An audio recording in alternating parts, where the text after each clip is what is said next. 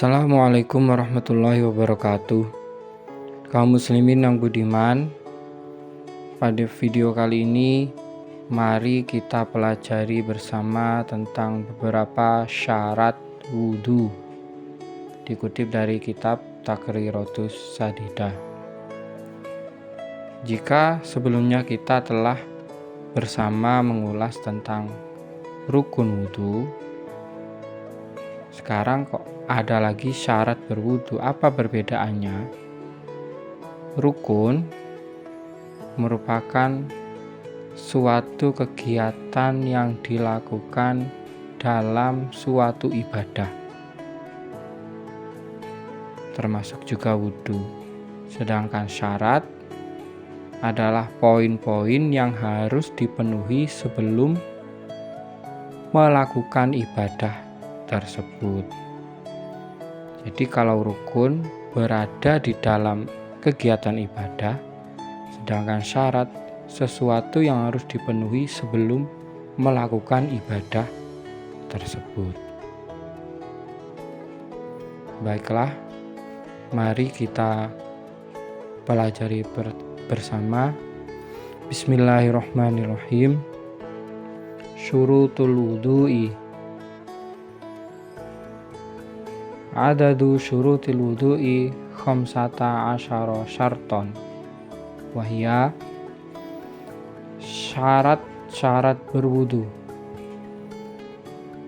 Syarat-syarat berwudu jumlahnya ada 15, yaitu al-awwalu al-islam, fala yasihu min kafirin li annal wudu'a ibadatun taftakiru ila niyatin wal kafiru laisa min ahliha. Yang pertama tentu saja adalah Islam.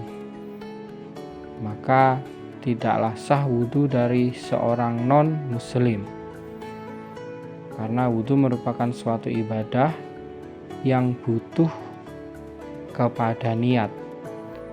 Sedangkan orang kafir tidak sah melakukan suatu niat ibadah.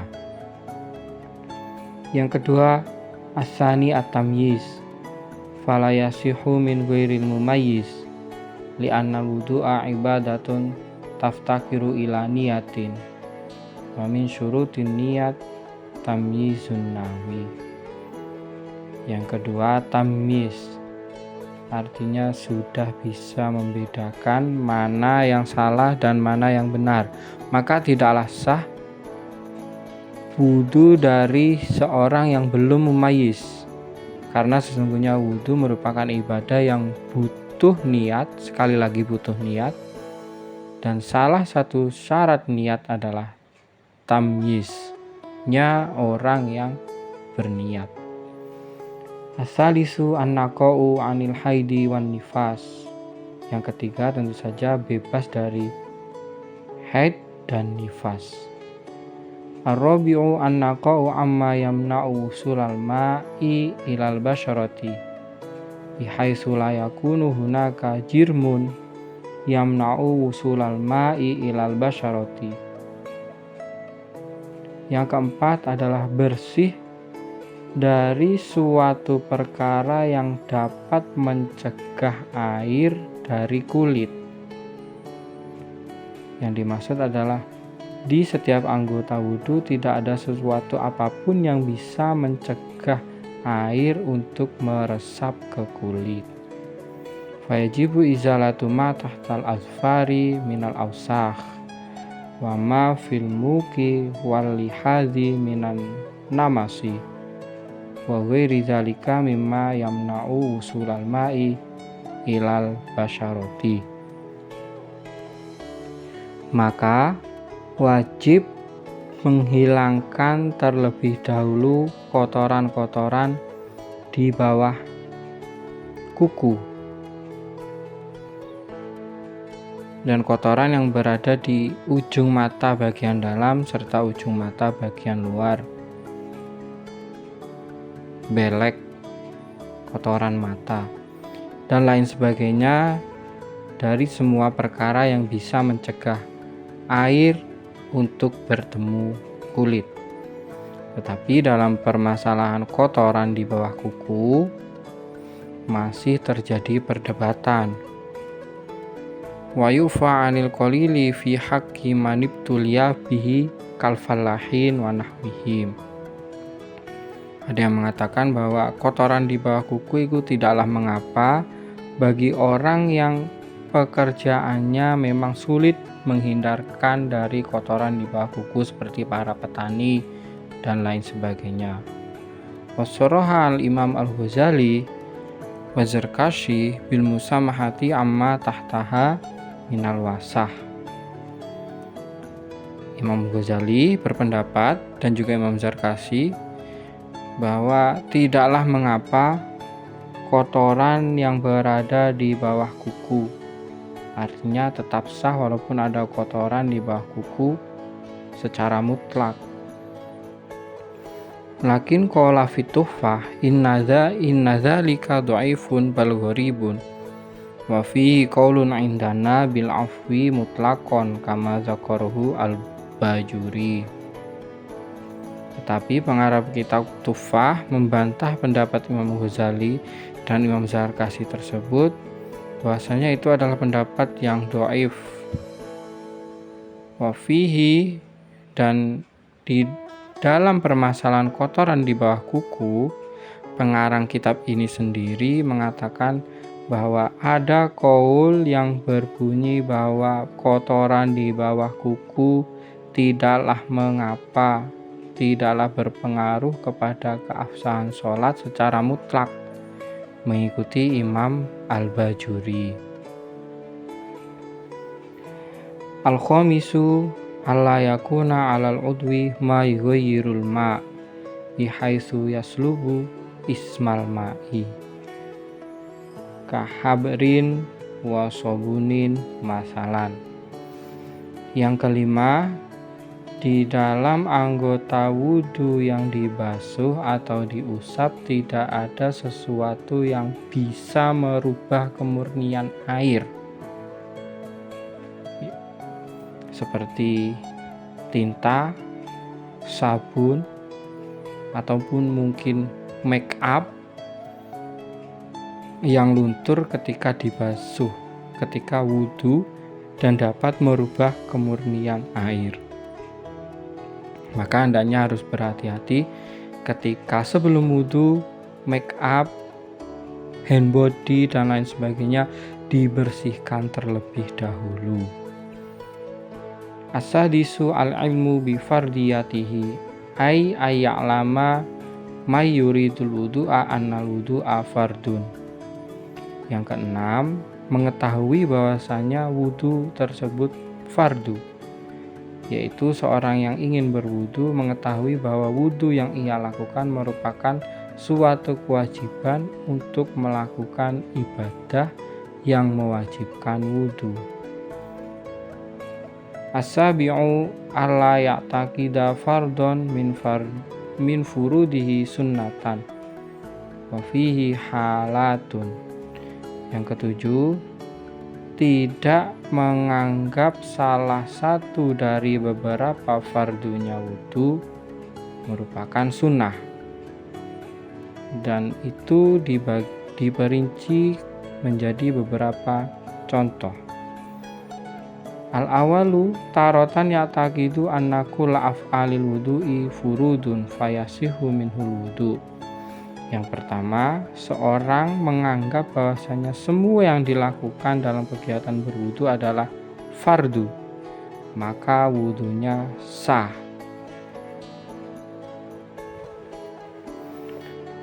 Wa taratan ya'taqidu anna kulla af'alil wudu'i sunanun fala yasihu minhul wudu'. Yang kedua, menganggap semua rukun atau semua tindakan yang dilakukan dalam wudhu dianggap sunnah, maka jelas wudhunya tidak sah, karena dalam kegiatan berwudhu ada yang fardu, ada yang sunnah. Asalisu watarotan ya'taqidu anna fihi furudon wa sunanan wala yumayyizu bainahuma. Yang ketiga, beranggapan bahwasanya di dalam wudhu memang ada yang fardu dan juga ada yang sunnah. Namun ia tidak bisa membedakan mana yang fardu, mana yang sunnah. Fafihi tafsilun. Dalam kasus ini diperinci. A. Ingkana amiyan fayasu bil ittifaq. Jika ia memang belum mengetahui atau masih awam tentang wudhu, maka wudhunya sah. B. Ingkana aliman yasiho inda Ibnu Hajar wala yasihu inda Romli. Jika dia adalah seharusnya orang yang alim, namun tidak bisa membedakan hal itu, maka wudhunya sah menurut Ibnu Hajar dan tidak sah menurut Imam Romli. Ar-rabi'u wa taratan yaqulu inna masharrosi wa ghuslar rijlaini ahaduma sunnatun walam yu'ayyin fayasihu li'annahu lam ya'taqid fardhon mu'ayyanan annahu sunnatun.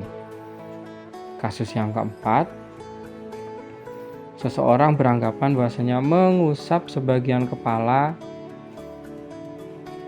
dan membasuh kedua kaki salah satunya adalah sunnah. Tapi dia tidak menjelaskan secara perinci, tidak menyebutkan satu di antara keduanya itu dengan sunnah.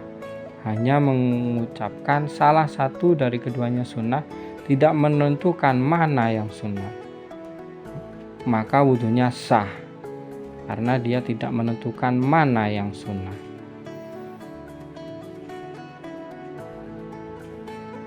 Saminu al-ma'u at-tahuru li'annal hadasa la yurfa'u illa bil ma'i tahuril mutlaq kama taqaddama.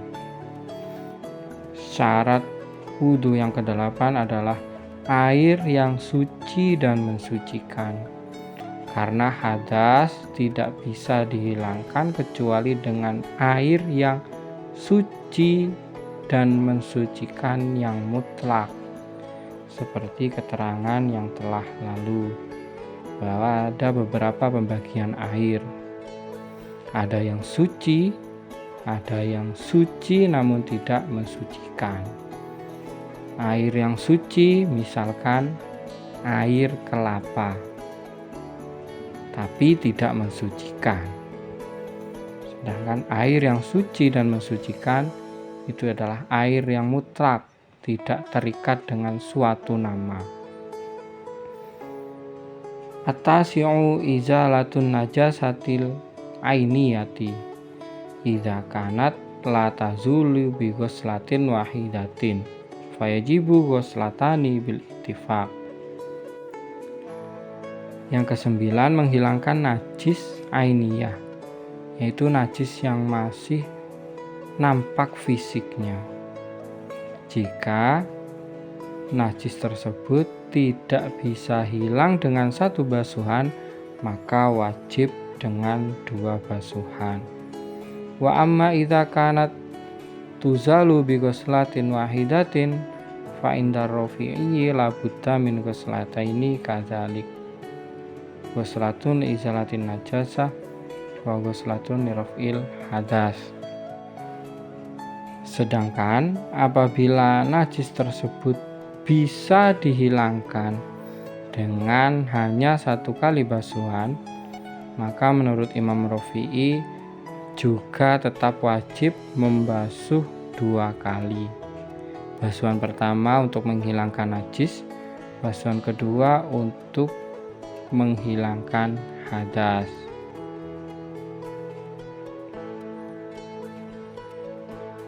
Al-ashiru jariul ma'i ala jami'ul udwi bi ayyajriya bitab'ihi fala yakfi mashul udwi bi khirqatin aw saljin.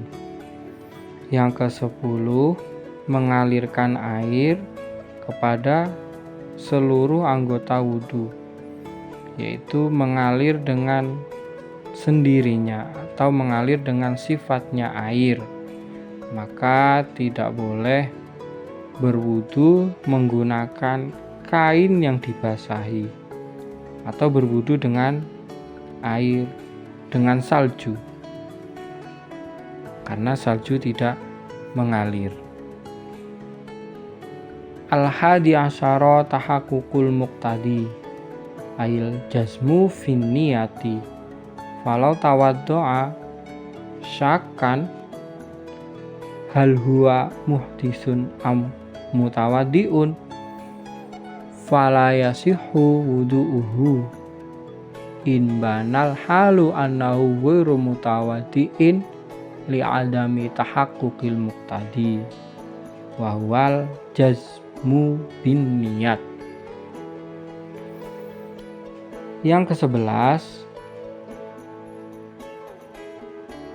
sudah terbukti hal yang mewajibkan wudu sudah terjadi, yaitu mantap di dalam niat, yakin di dalam niat. Semisal seorang berwudu namun ia ragu apakah dia sudah memiliki hadas ataukah dia masih dalam keadaan suci, maka wudunya tidak sah karena dia tidak yakin tentang sesuatu yang mewajibkan ia wudu kembali, seperti hadas dan sebagainya. Asani asyara dawamun niyat hukman bi alla ya'tiya bima yunafiha karidatin wa alla yasrifaha ila ghairil manwi.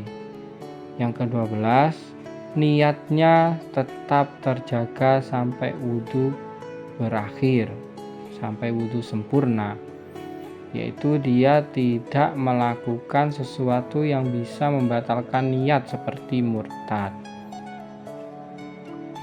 dan tidak mengalihkan niat tersebut pada suatu ibadah yang tidak diniati dengan niat itu.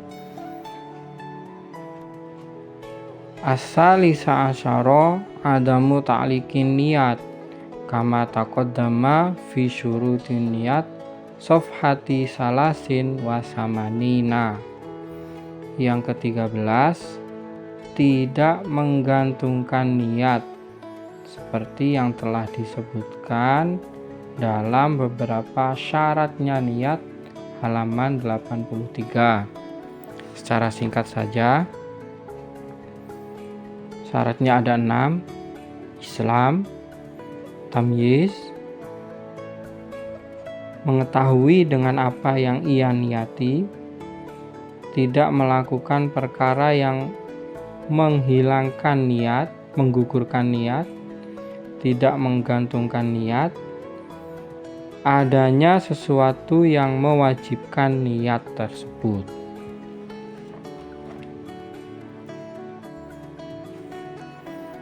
Ar-rabi'a asyara wa khamisa asyara dukhulul waqti wal muwalatu lidaimil hadasi kasalisil bauli wal mazi wal mustahadati.